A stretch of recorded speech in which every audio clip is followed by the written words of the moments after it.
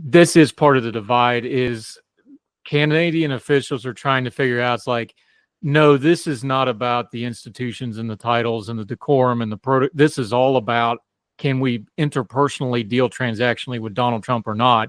And when we do, he treats us pretty well. And when we don't, he treats us pretty badly. It's really that simple, isn't it? It is. And in the beginning, I had a lot of hope because it seemed like he had a much better relationship with Prime Minister Carney than he did with Justin Trudeau. So I had a lot of hope there. I was thinking, oh, they had a really good first meeting. He seems to really like him. Carney's talking to him in the way that Trump likes to be talked to.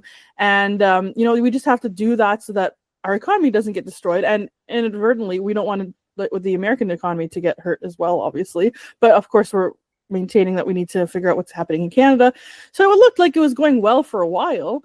And now it just seems like it's falling apart. And we haven't exactly been great players in this negotiation either as Canadians.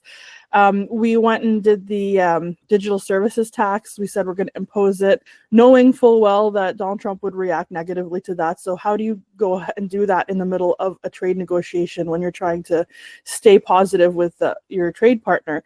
So we're starting to irritate the Americans for no real reason at the end of the day. Like, it's a bit upsetting when you know the harms of tariffs. Like, obviously, as your listeners know, tariffs are just taxes on your own people. It's going to make our lives a lot more difficult.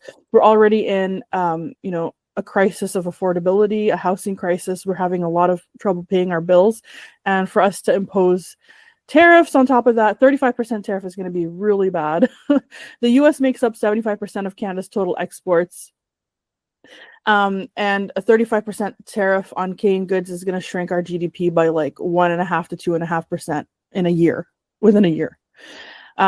We're looking at 200 to 300,000 jobs at risk, especially in Alberta, Ontario, and Quebec. So this isn't the time to, pretend like, oh, oopsies, we didn't know this was going to upset them. Like, I think we knew.